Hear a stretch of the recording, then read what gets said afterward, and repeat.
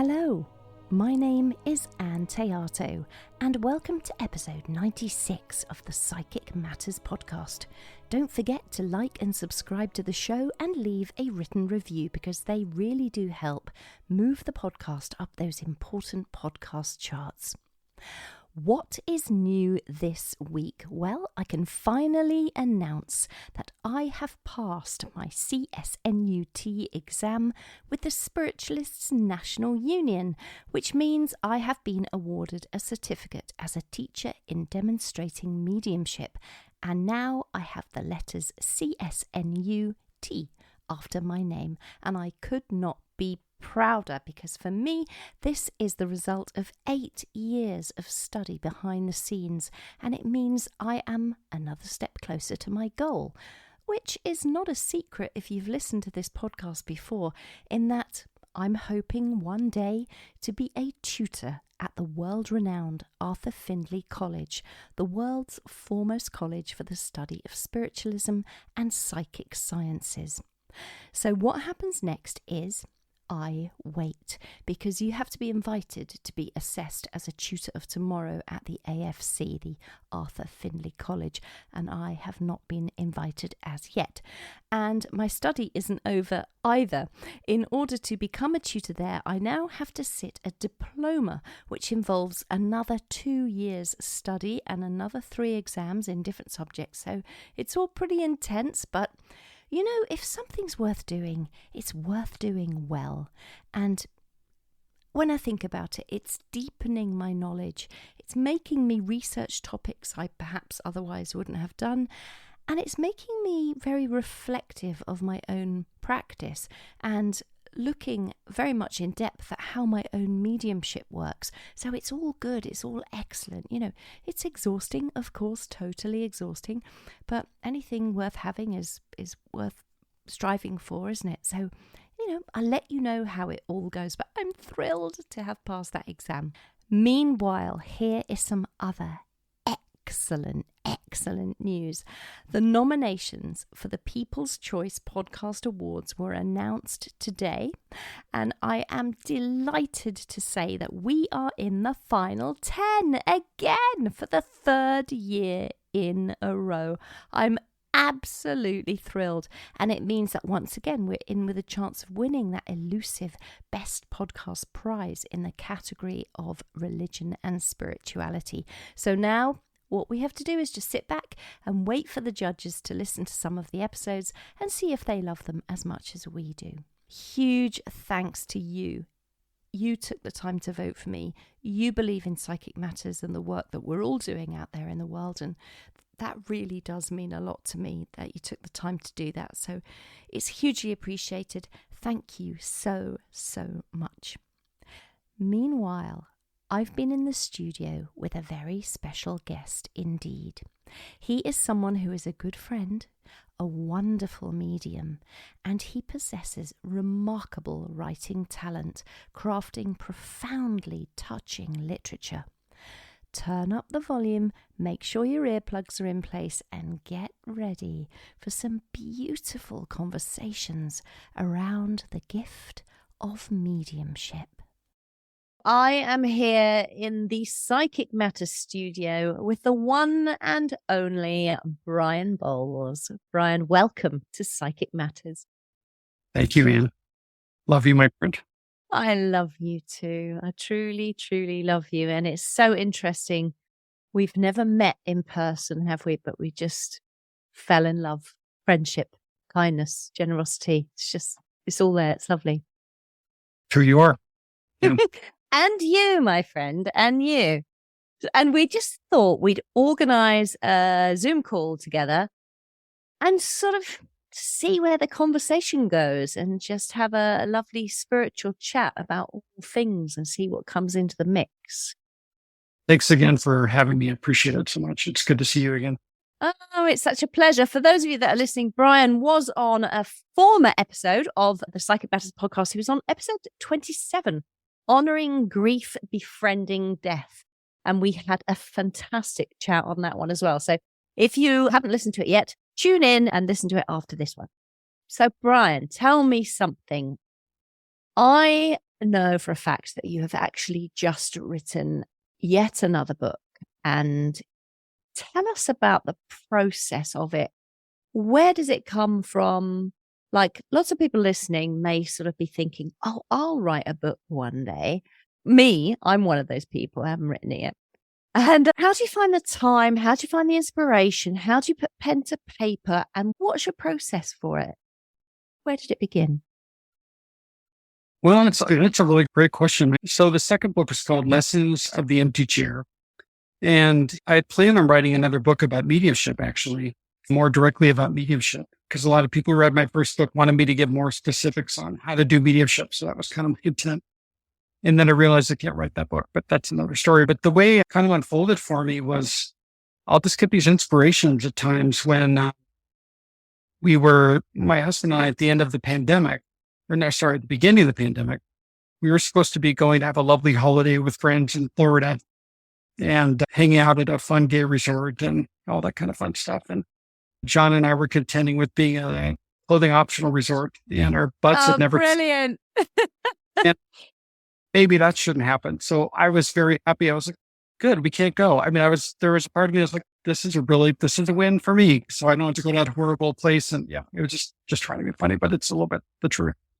So we turn around. I'll never forget. John turns around. He's like, we can't do it forward because everything fell apart. It was just like over a couple of days, And so John just got this great idea to have us do some historical stops on that, kind of see the civil right, places that are historical for American civil rights. Well, not bad for you the whole story. We went to this place in Oklahoma City. It's a bombing memorial, and it's a heartbreaking place to visit because a lot of people were murdered there, and somebody actually made a bomb out of fertilizer. It's all very dramatic. But anyway, in that experience of being there, I got to hear the docent who talked about her daughter who had died, and she spoke about the survivor tree. And this oak tree that's still there to this day, and they actually use the leaves and they fall and they make impressions with gold and they sell them to the general public as a fundraise for this memorial. And this woman gave me this leaf and I was holding it in my hand, and I just felt this real connection to there's a consequence and we don't learn to love each other when we imagine that people are against us or for us. And we imagine these worlds where you're on my team or you're against my team. There's major consequences for that, aren't there? Yeah, of course. So it kind of inspired me to write that day. And I was writing from the moment we left there for the next 2 hours before we got to our hotel, I was writing. And John said, well, maybe this is a different book. Maybe just let it be what it's going to be. And so I just recognized that as a writer, and I believe I kind of had this voice inside me that said, I'm not good enough. So even if I'm writing, no one's going to want to read it's that insecurity that many of us carry. And my husband said something to me that really helped. He said, what if you just wrote it without the expectation that everyone's going to love it, but because you had to write it, because it deserved to be expressed? And that gave me a lot of freedom.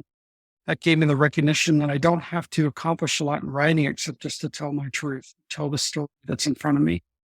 I don't have to have some wisdom beyond myself because I'm just as messy and self-centered and goofy as everybody else. And so when I let go of that expectation, the words just would flow, and I would just start to write about small moments in life when I knew that spirit was guiding me.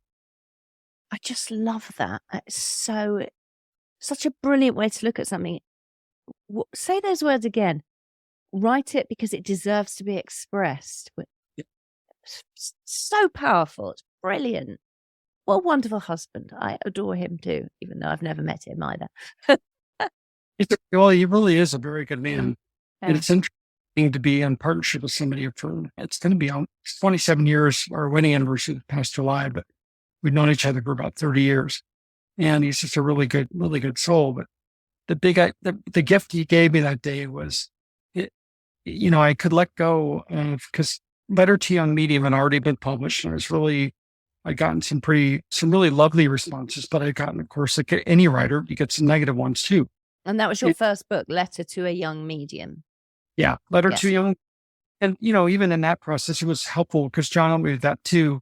He said, don't pretend to be God. We already have a God and she doesn't need your help.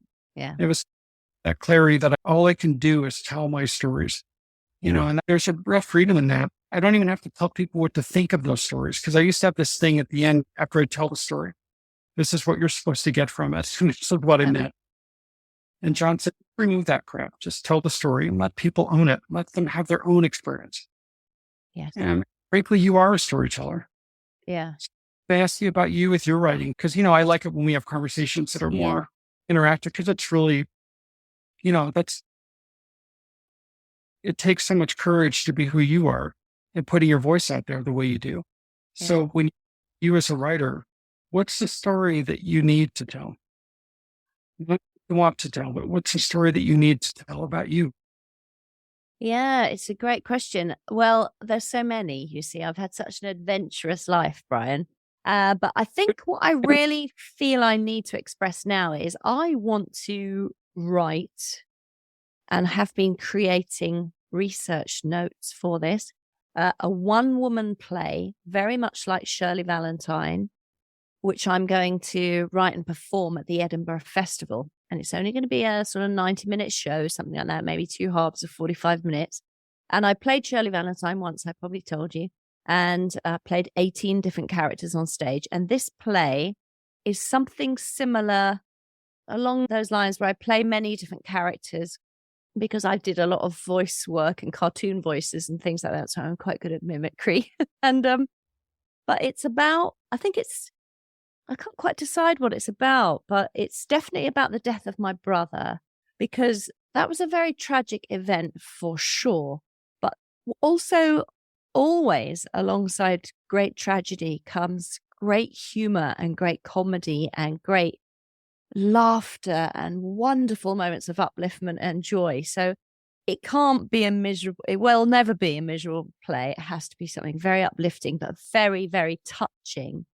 And it's also going to involve the experiences I'm currently having with my mum, who we were chatting before we started this podcast. She's got some severe memory issues, for people that are listening. And again, with that incidents, it's a lot of, it's not sad, it's human challenges, for all of our family and for my mother. And also great hilarity within it. She finds it funny as well. So it's just this kind of human soup experience that we're all having. And I want to capture things like that. And maybe I'd like to flash back, Brian, to the things in my life that have happened that have been extraordinarily funny or very moving, or I've got so many stories about my claims to fame when I met various different famous people and things like that, and the funny things that happened. And I want to put some of that in. So it'll be like a little sprinkle of all kinds of different things, really. Yeah. I just need to start. That's the only thing I need to do, really. Like you did. You put pen to paper and you just started writing. And I love the advice that what's your husband's name? John Bronis. John, I love the advice he gave you there, to just begin and write what needs to be expressed, and don't be trying to write what you think people want to watch or see, because then you're trying to write to a framework, aren't you? Instead of writing from the feelings and the experiences. Yeah, so. All there. I mean, even as you talked about it, notice how you started to visit small moments. Yeah. Yes. Yeah. And so we don't have to know what the book is until the book's done. That's part of the beauty, is the title of the book changed, so many times. It was the day I sent it to be published and got all that stuff finished. That's when I landed on that title. Yeah. And it had been so many different titles, Right. And so it's kind of fun to let the book tell you what it's meant to be called.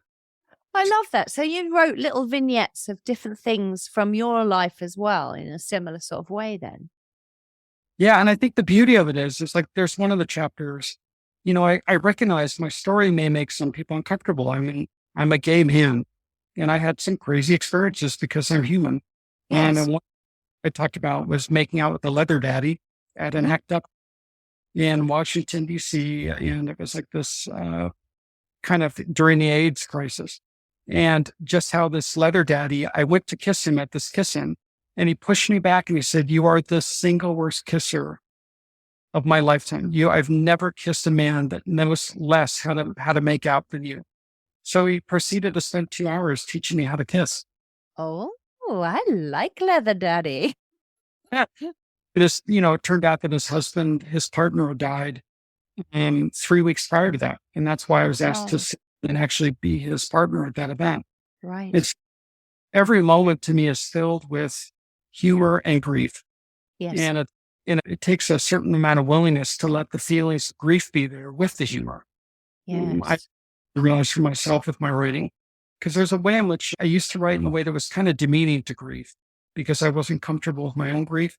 I would go to humor as a way to protect myself. Right. And I still do that, if I'm being honest. But I like that there's a mixture of the vulnerability with the humor. Yeah. It's probably telling the truth, Yeah. if that makes sense. Yeah, that does make sense. That makes really good sense.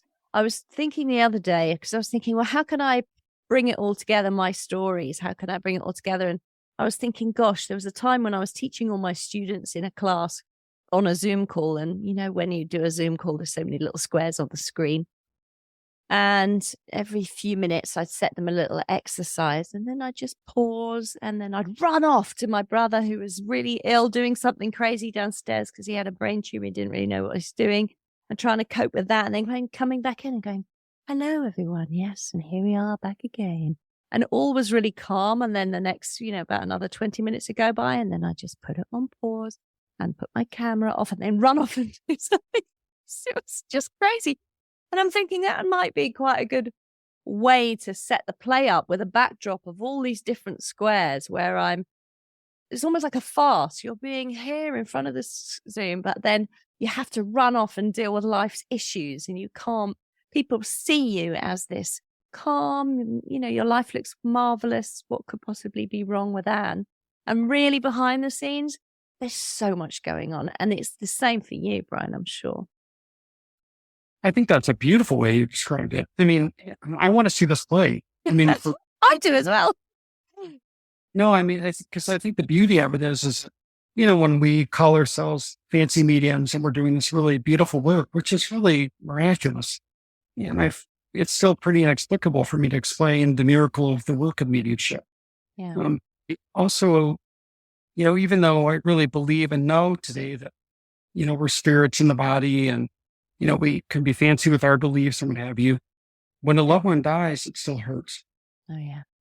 Of the lesson of being human, not even a little bit. And I think that's part of the beauty of writing, is I've come to recognize we're all in the river together.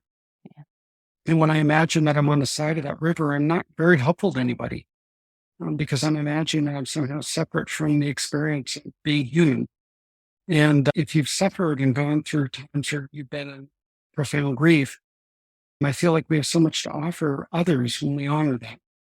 Yeah. Let those feelings guide us instead of imagining them just being part of the past.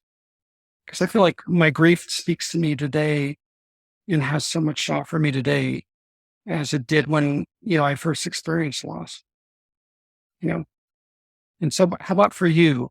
When you think about, that's a powerful moment, actually. You have these memories of caring for your brother, and then you can be the teacher. Yeah. And, that's really profound, isn't it? I like that you're holding both, and yet you did both really well, I'm sure. That's part of the beauty of it. Yeah. It was fun. They were a new bunch of students at the time, a new class of students, and I don't speak about my personal life or what's going on, especially something so sensitive that was going on at that time, to a bunch of strangers. So there was no way that they would have known what was going on. But yeah, it was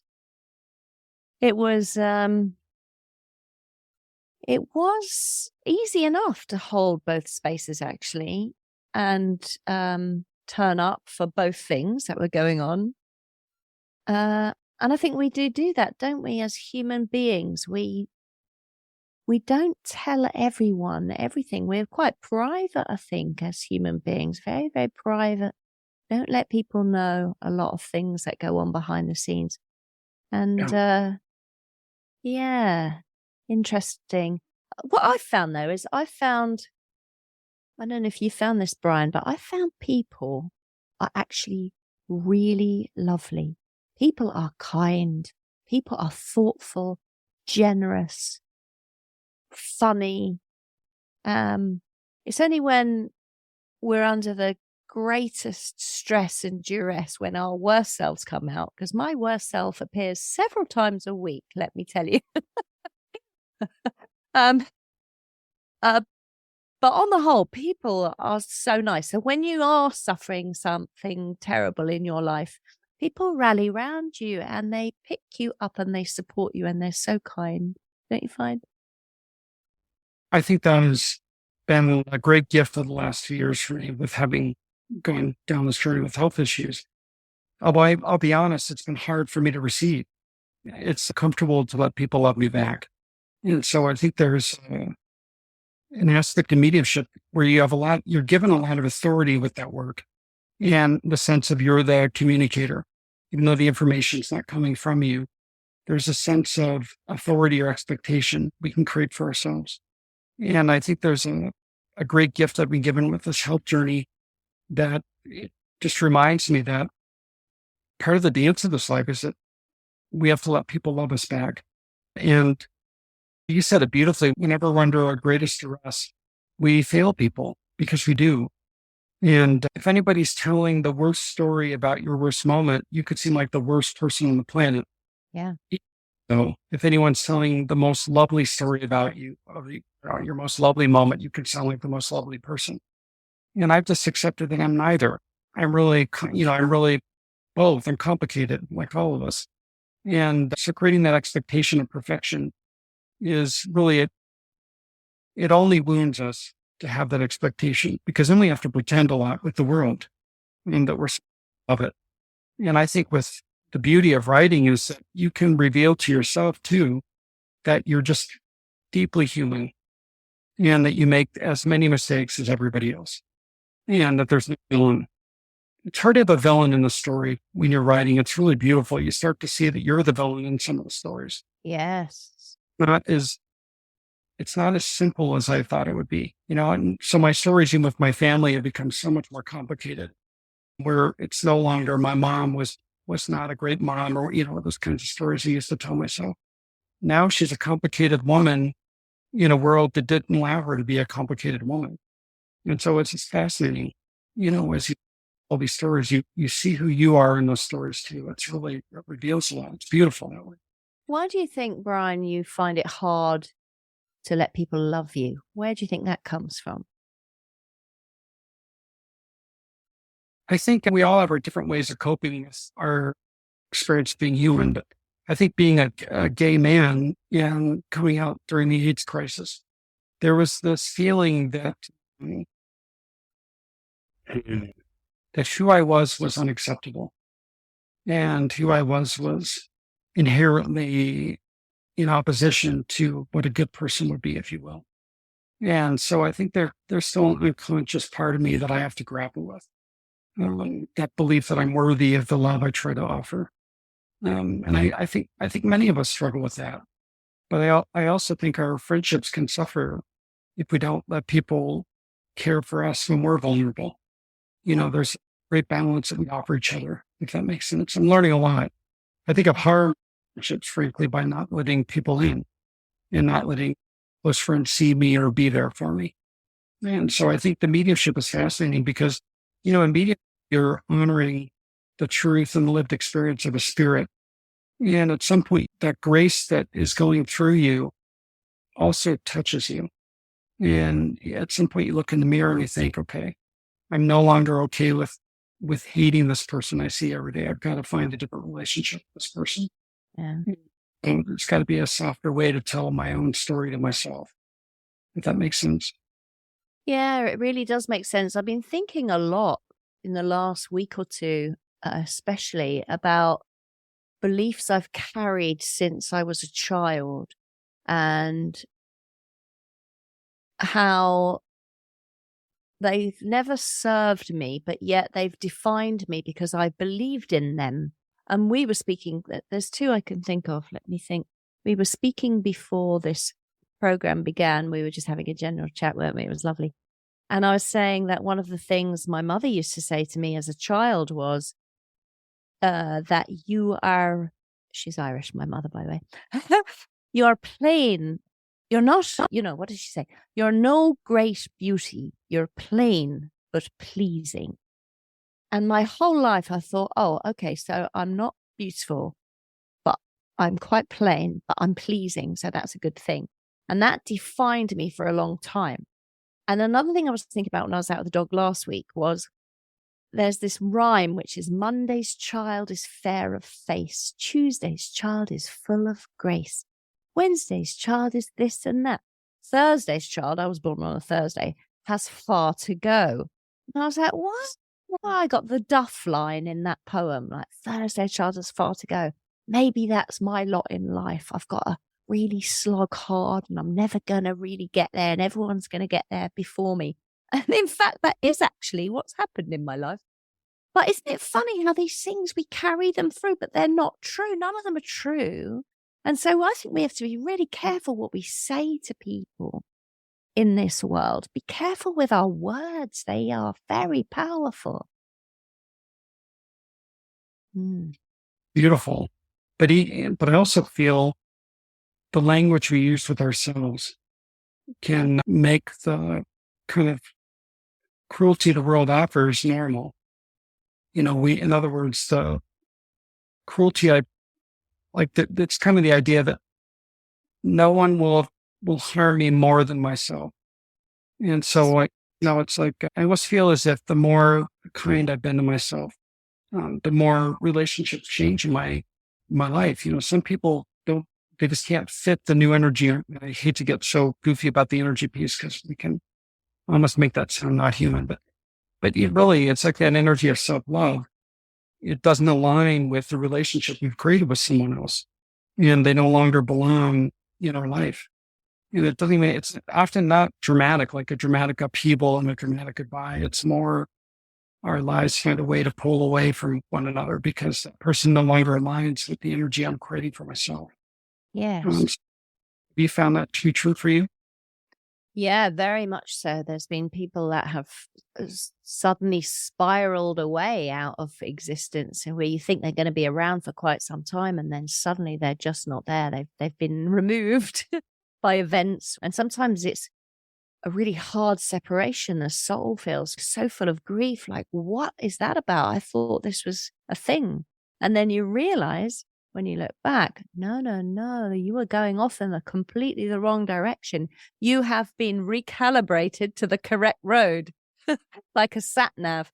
And it had to be that way because you were just going to go off in completely the wrong direction. So, yeah, it has happened. But I honor that with your mom. Do you feel that that's what your mom thought of herself? Was her only way that she could story you or see you? That's just what I want. Yeah, I hope that's okay to ask. Of course it's okay. You can ask me anything. I don't mind. Yes. Well, it's interesting because as I've sat with her and I've had the benefit of visiting her much more often than I normally would have done. And through that sitting with her of a night time, just having a glass of wine and talking about the day. And she talks about the olden days a lot. And she's talked a lot about her parents, and I knew lots and lots of the stories, but the more she speaks about it, the more I think, my goodness, my mother was a damaged lady by her parents, who probably damaged in their turn, and she's copied some of the phrasing that she learned from her mother. And I believe that phrase, you're plain but pleasing, is something that comes from her mum, and she's learned to say it to me. I remember picking up a letter that had been written by my grandmother, so that's my mother's mum, and she was talking about one of her daughters, so that would be my auntie, my mother's sister. And in this lovely letter, my grandmother has this beautiful writing. It's so stylish, her writing, but she's saying very mean things about her daughter, saying something. She would be Irish as well, so I'm going to do the accent just for the benefit of it. Or do you look at Joan there? Joan was her daughter. Joan going along the road there in that little hat with her pinched little face. What does she look like? Doesn't she look a sight in that hat? And I was just thinking, Joan was one of the most beautiful, stunning women. And I bet she looked beautiful in her little hat. And I bet she felt lovely in her little hat. And there's her mother writing down words to send to somebody else, being so mean and nasty about it. I mean, it's light, small little mean and nasty stuff, but needless. And I just found that really sad. And I think my mother must have listened to those kind of phrases all her life and that sort of behavior all her life. And then you can't help but copy, because we're human beings and we imitate so that we fit in. That's part of human nature, is it not? Psychology and all that. And so when you start to have a look at why we behave the way we do, then we understand the human experience so much more. It's nothing to do with my mother's soul. My mother would give you the coat off her back. She still, at the age of 90, makes me a hot water bottle and puts it in my bed with my pajamas wrapped around it. I'm 57, 58. Yeah, so there's a lot of love there, but that love is not easily expressed. It's not spoken. It's not shown physically, but it's demonstrated in other ways. And I think because we have to, I don't know, I think my mum always used to say to me, "Oh, you'll never know my true value until you see my empty chair." And it's probably true. And I think about it because she's got a chair in the kitchen where she sits every single day, all day long, reading the paper, eating her lunch, doing this, looking at the clock, looking to see who's at the front door, going back to the chair. And I think, God, and I sit there sometimes. And actually, I sent a message to my friend Fraser when I was sitting in the kitchen. My mother had gone up to bed when I was last in Ireland, and I sent him a message and I said, "Gosh, my mother's voice has been so loud all my life. She's had loud opinions, loud expressions, loud vocally telling me what she thought always." And I said, "And very soon there's going to be so silent in this kitchen."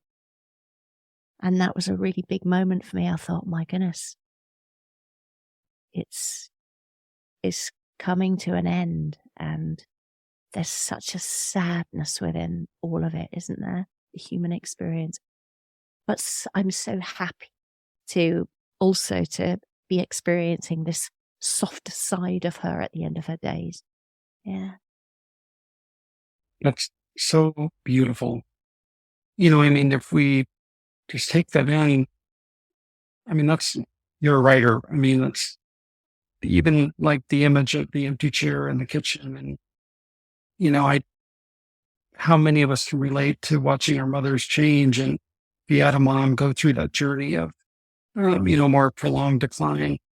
It's a painful thing to recognize the mother will see in 2 weeks or a month will be different.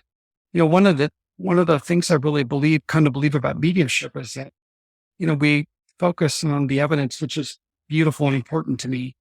But I often wonder if we can think of our work more systemically, because we're not really, when we're connecting with someone's mother, we can connect with her as a soul, right, as an individual.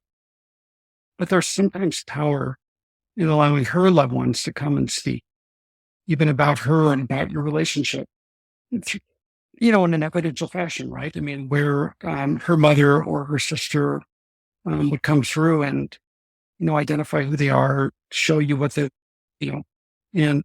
but it's an interesting thing when I come to allow mediumship kind of work the same way I did as a family therapist, in a more systemic way where it's not just all about the individual, because we're so impacted by the families that we come from.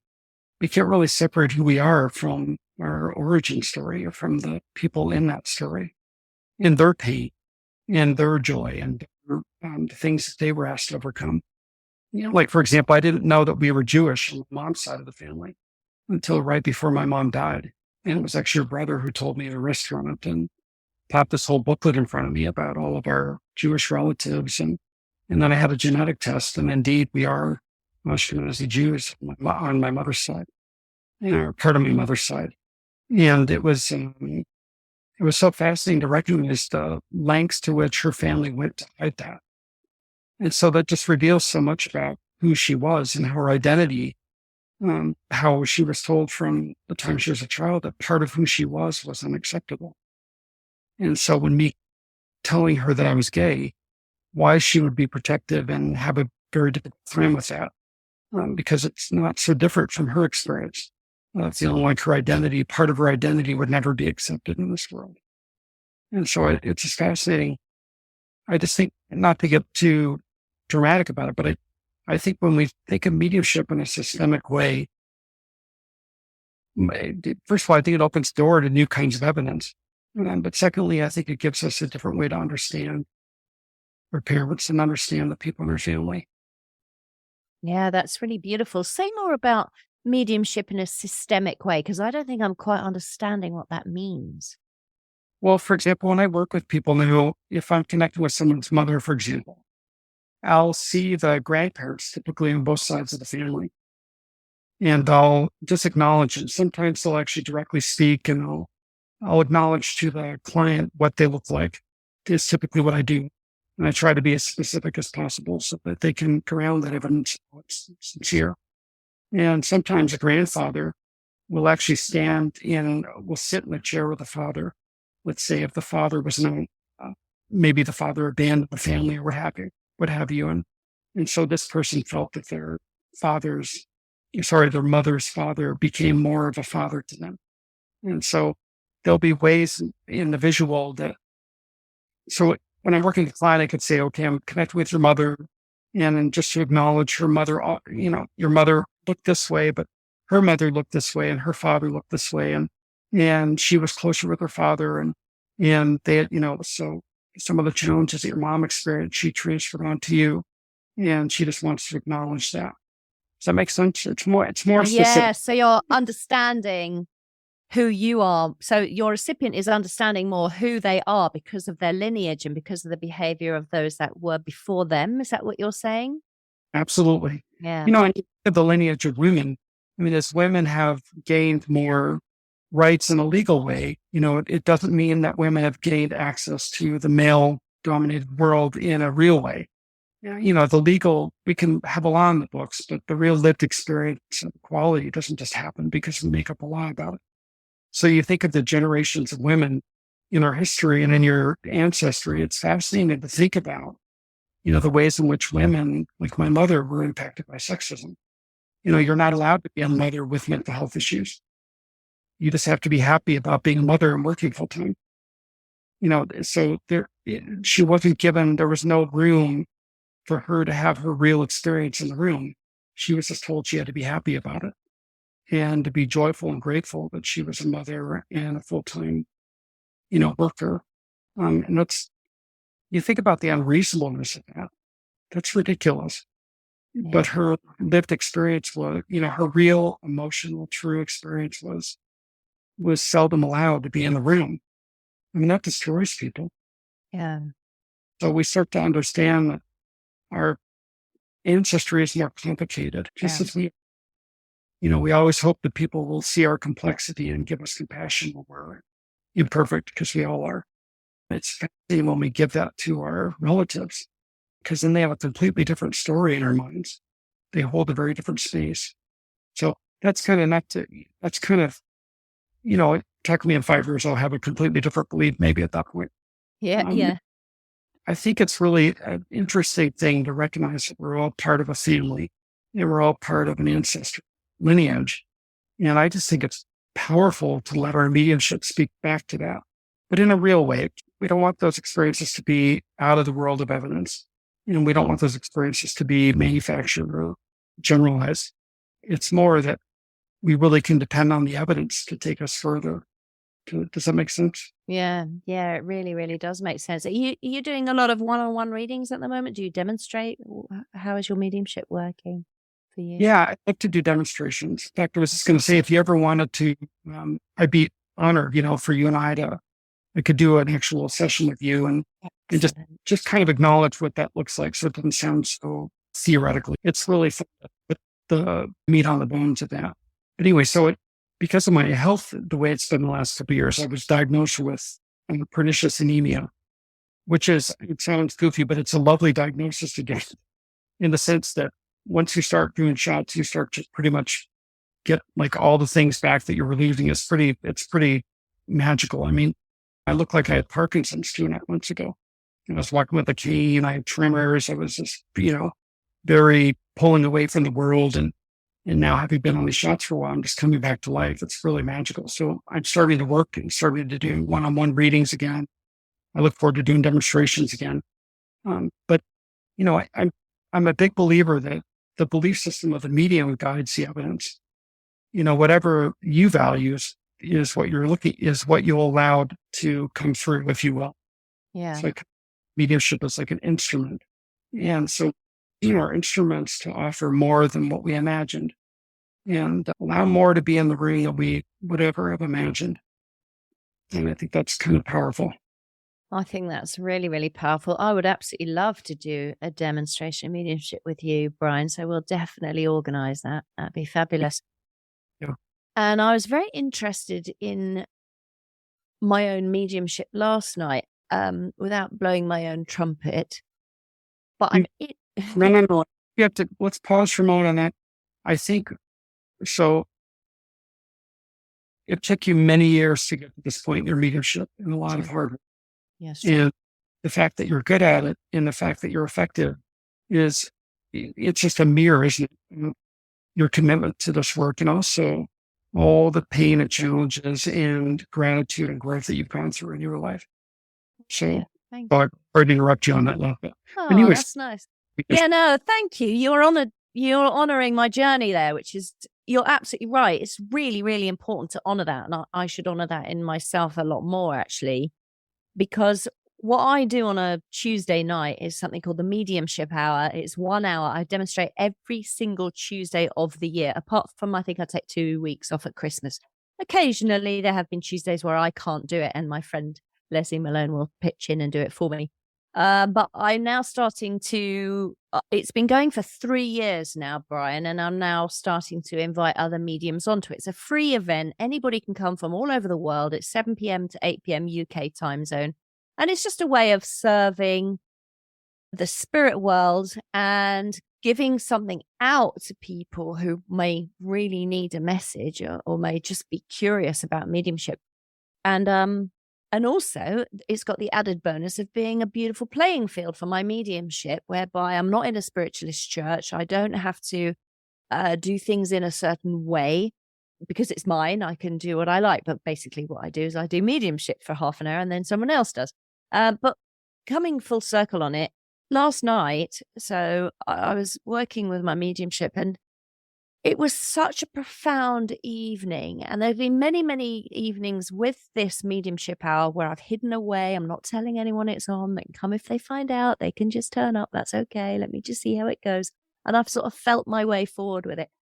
And now I'm starting to advertise it and made my lovely little graphics and things. And I put them all out there a couple of weeks ago. And what I noticed yesterday was, as I have learned to attune to the spirit world, they have learned to attune to me also. And I hadn't really considered that before. I'd always thought it was something I had to do. But of course, it's a two-way thing. We're trying to get that beautiful attunement in place. And the trust and the energetic connection there. And last night it just worked so beautifully. I was able to give some really lovely messages to people, safe in the knowledge that I knew what the spirit world were giving me. And I was insistent, no, it's this way, this is what's happening. And then it's, I might as well tell you the story, mightn't I? Let me just tell you the story. It's easier. Everyone would be like, what's she talking about? So in a nutshell, there was let me just say, there was a gentleman in the spirit world who passed away from something like a leukemia or something like that in his 40s. And I said, oh, you're his sister. He tells me you're his sister. Yes, I am, said the recipient. And I said, he shows me this piece of string with blobs on it, little circular blobs, because that's how it comes in, doesn't it? It doesn't immediately come in as a necklace or a set of beads. It comes in like what is this thing I'm looking at or I'm being shown? And then I knew it's to do with prayers. Oh, it's something to do with prayer beads. He gives this to you. And she said, no, he's never given me anything like that. I said, well, he's showing me this thing. Maybe it must be a mala beads or rosary beads or a necklace. Did he ever give you a pearl necklace? No. I said, okay, but he keeps showing it to me. She said, I don't know what it is. And I said, I appreciate you don't know what it is, but I can't let it go. He keeps showing it to me again and again and again. It's a piece of string with blobs on it. I believe it's a prayer beads. It's definitely for prayer, and it connects the two of you together. So what is this? Why is he showing it to me? And she said, well, maybe it's the rosary beads I put in his hands in his coffin. And I said, oh, so you gave it to him. He didn't give it to you, but that's what connects you, these prayer beads. And it was a beautiful piece of mediumship because the spirit person was, definite about what they were showing. I was definite about what I was receiving and what I was giving. And the recipient was trying to work it out in her own mind. And finally, we made the connection. And after that, the information just started to flow. But I thought, how beautiful mediumship is when it works so wonderfully to give beautiful, beautiful, beautiful evidence. There was another one last night where I said to this lady, your friend in the spirit world is showing me a wishing well. And I said, she showed me tarot cards. Yes, we used to read tarot cards together. I said, and I know I've read tarot cards for many years. And the wishing well does not exist on any tarot card in the Rider-Waite tarot pack. But she shows me this wishing well, and I know you drop coins together into this wishing well in a prayerful way. And she said, before she died, that's what we did. We dropped coins into a wishing well. Isn't that amazing? And I just thought, wow, what beautiful evidence from spirit that I'm honored to be able to bring forward and trust and deliver. Yes. And I'm just so excited about mediumship and how the spirit world are working with me. Because as you know, Brian, mediumship goes up and down and round the houses and back. You go back 25 steps and forward 4 and back 35 and forward 7. It's messy as we are. It's a journey, mediumship is. But I guess my whole thing is I realized how hard the spirit world are working with me yesterday. And I found that so beautiful. But also, what you did, that's, I think the hardest thing for me in mediumship is that you trusted the information. Yeah. Even as somebody was saying, no. There's a thing about the work that is so transformational when you stand by the spirit and it's no longer the attachment to approval or to accomplishment. Yes. Almost like that, just that little voice that says, I need to prove to people that I'm a medium. I need to prove to people I'm good or all that nonsense. It's like that all of a sudden quiets. And then there's this other space for the work where it's like, some people don't like the fact that I use the word surrender because it can be kind of a goofy term and I totally honor that. Yeah. But it feels that way to me, that where I'm letting go of I'm recognizing this isn't about me in that moment. And I'm letting go enough of me to stand by the spirit. And those are magical moments in the work. And there's just days where I'm not as good at that as I am on other days. Yes. Same because of what I went through. But look what you did. You allowed a spirit to come through you and offer a memory and a connection that person will never forget. Yeah. Isn't that magical? It's hard to explain how powerful it is to be used in that way, to allow a message to be played through, to allow a moment to be acknowledged through us. Yeah. It's really profound. So can I ask you, did you feel the validation from the spirit before the client? How do you mean? Did you feel before the client said, yes, this is the wishing well, memory of dropping those coins in before my friend died. Yeah. Didn't you know that was accurate before the client ever said a word? Oh, yeah. Isn't that the craziest thing? It's Like the that craziest thing. always there was spirit. You can always feel, to me, I feel like I'm in the river or I'm moving out of the river. Yeah. And when you're in that river, it's kind of in that flow, and you can kind of feel like I'm honoring the message. I'm staying true to what's bring me. So you knew before the ever came to. It's funny, isn't it? Because I saw the tarot cards and I saw the wishing well on the tarot cards, and I knew it was nothing to do with tarot. So I was like, there's this wishing well. It's really important. It's jumping out at me. So this is information I need to now deliver to you. So she's showing me this wishing well, and I believe you drop coins in it. It was really extraordinary. And the week before that, I'd recently attended a course by the fantastic Paul Jacobs at the Arthur Finney College. And it was I must write to Paul Jacobs actually and tell him how brilliant that course was and how it's really benefited me and all the spirit people that work through me and the clients and everything. But I attended this course, and one of the things he said to me that Gordon Higginson used to say was, if you can see a picture frame in your mind's eye, then you can see what's in it, because it's in the picture. If you can see the picture frame, you can see what's in the picture. So I thought, that's fascinating, that is. So I tried it out 2 weeks ago. The spirit people gave me, I was working with this lady, this living lady, and I said, your sisters here. There's 3 sisters actually that stand together. And I said, and there's a photograph that exists of the 3 of them sitting together. And she said, yes, I've just been looking at it before I came on. It's at the back of the room. And I said, and I know in that picture that they must be sitting against a white wooden slatted wood or tongue and groove or something like this. It's like wooden panels. And she said, yes, that's exactly what's behind them. So I was like, excellent. I put that into practice and it worked really well, because that's what Paul Jacobs was saying. That's where the evidence is. Look deeper for the evidence. I love that.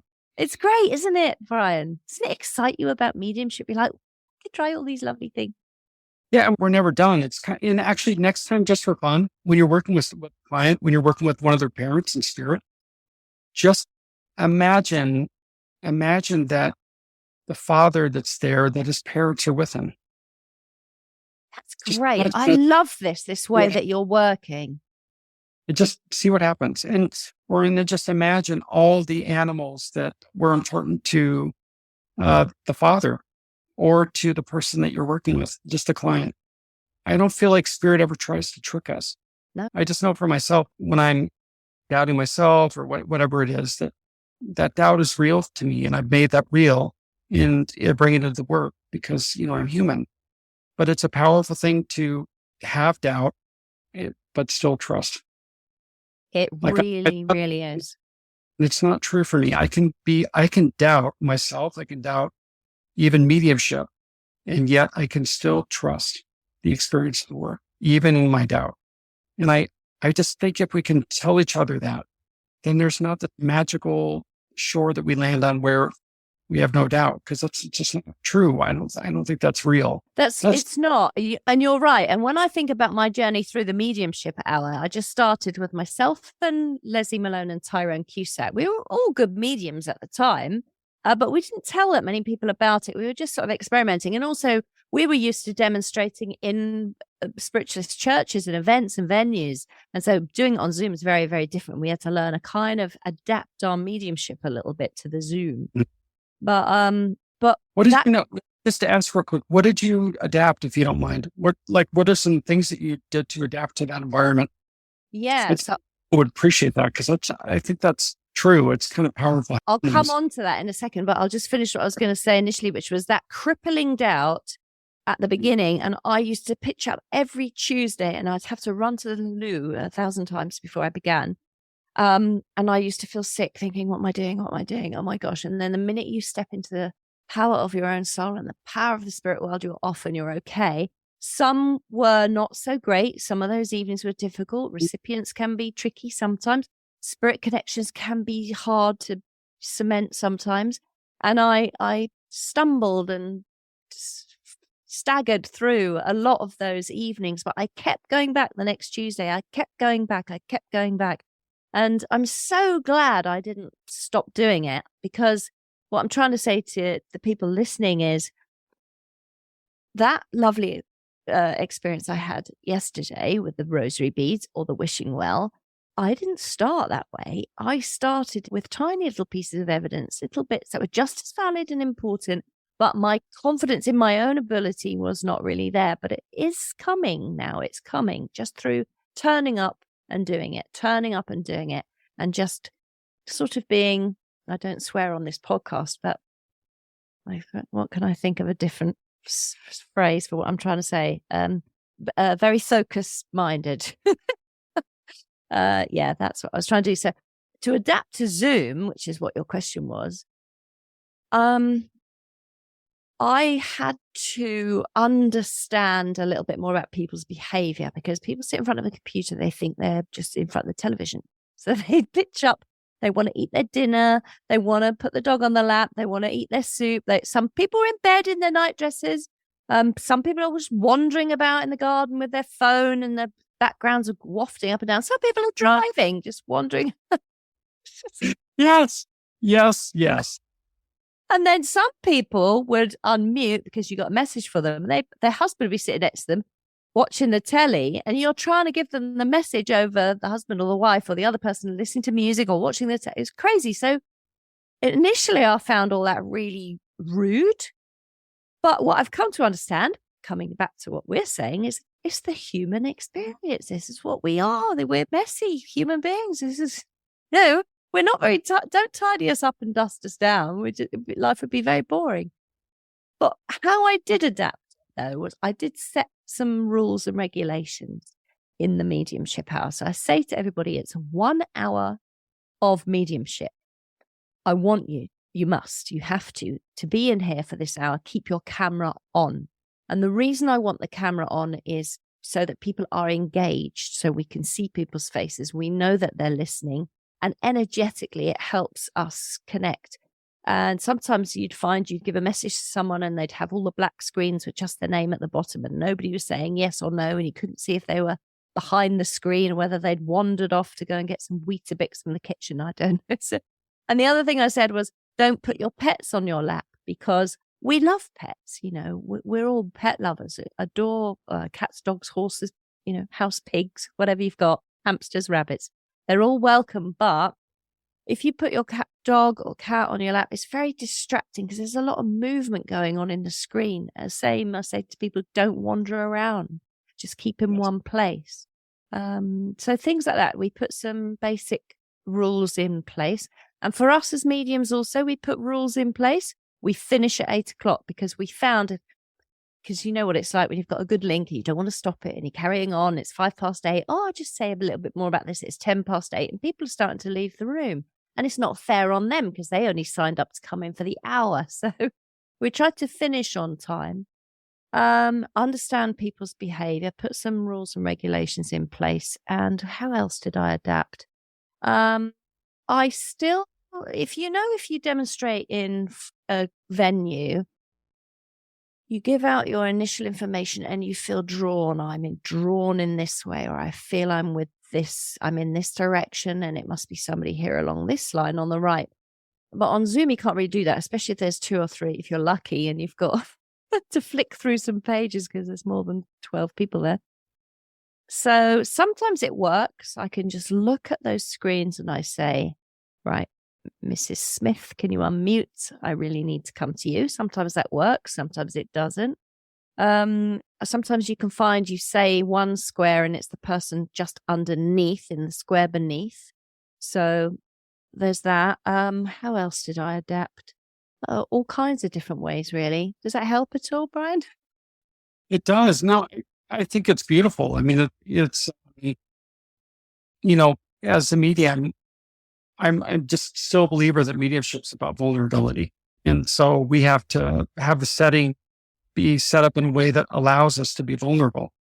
Or I can't really trust myself in the work fully. I won't take the risk to be vulnerable, because the very things you're mentioning, it's so funny to hear you talk about those examples because Yes, yes. But I'm also amazed that some of the judgment I had about something like seeing being a barrier or not working as well, or, some of those belief systems I had have all been proven to just not be the case.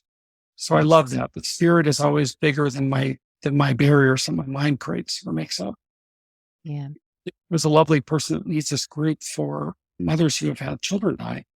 And it's quite a large group. And when you're doing work in that group, they have about 6 mediums normally and divided in 3 different rooms or what have you. And I was freaked out the first time I went. Well, second time I went, third time I went. But it took time for me. So kind of trusting the time, trusting that something that's uncomfortable now won't be. Yeah. There's a moment where it won't be.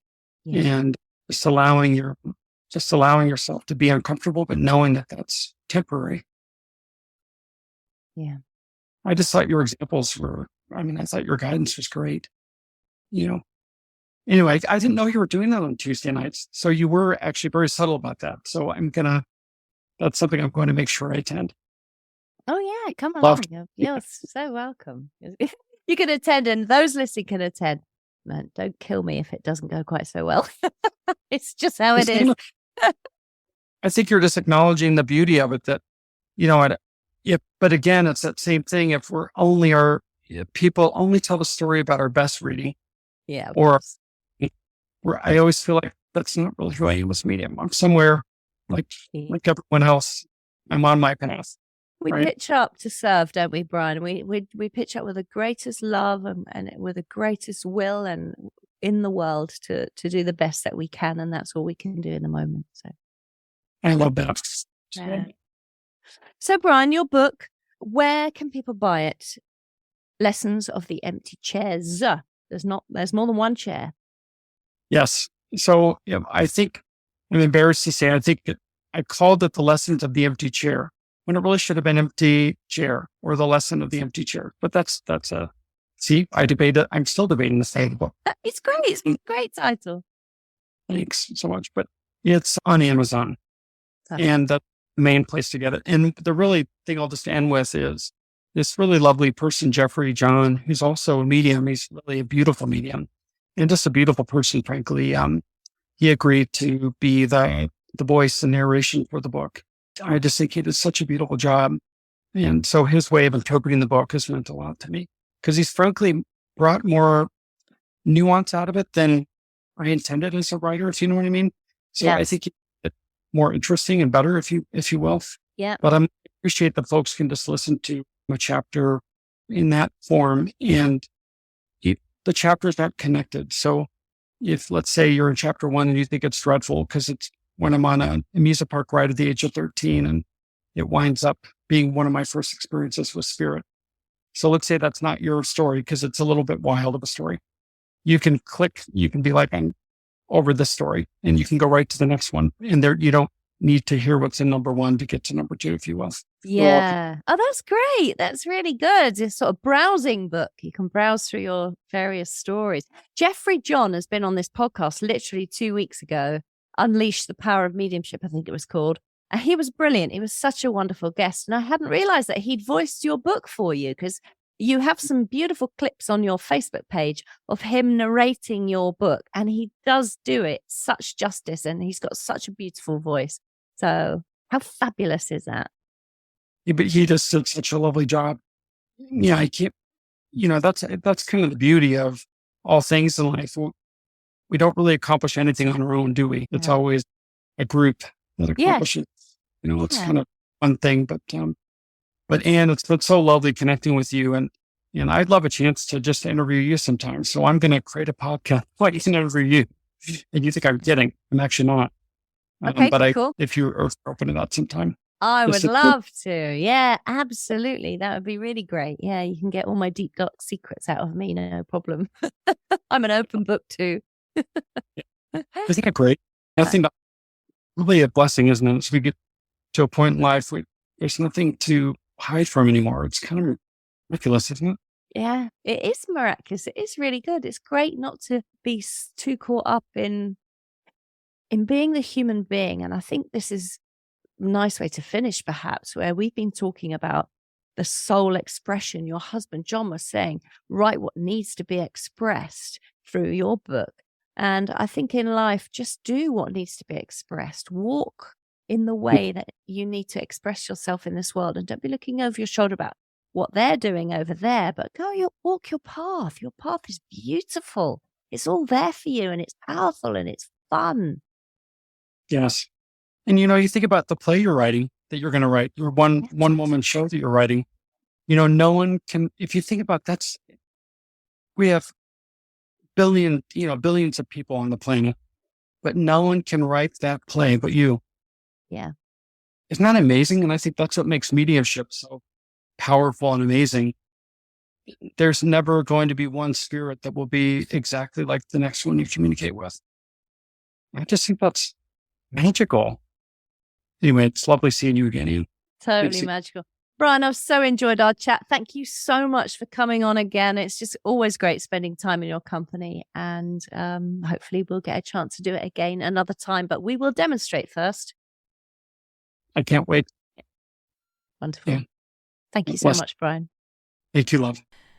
I hope you have enjoyed this episode with my fabulous guest and very good friend, Brian E. Bowles. Isn't he just marvellous?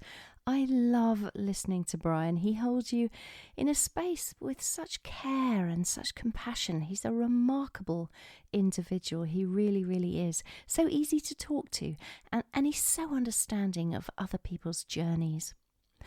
Brian's latest book, The Lessons of the Empty Chair, is available now on Amazon, as are his other books, Letter to a Young Medium and Halfway Through the Woods.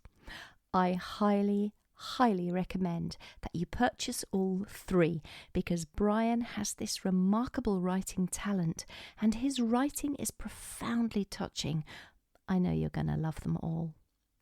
As in every episode of the Psychic Matters podcast, there are show notes available on my website, annetheato.com, and look for the podcast tab. That's ANNTHEATO.com. And you can go there and you can pick up all the URLs and links regarding Brian's episode on there, which will take you directly to him across the internet, and it's the place to find out where to purchase his books, etc., etc. I'll be back in 2 weeks' time with another exciting episode.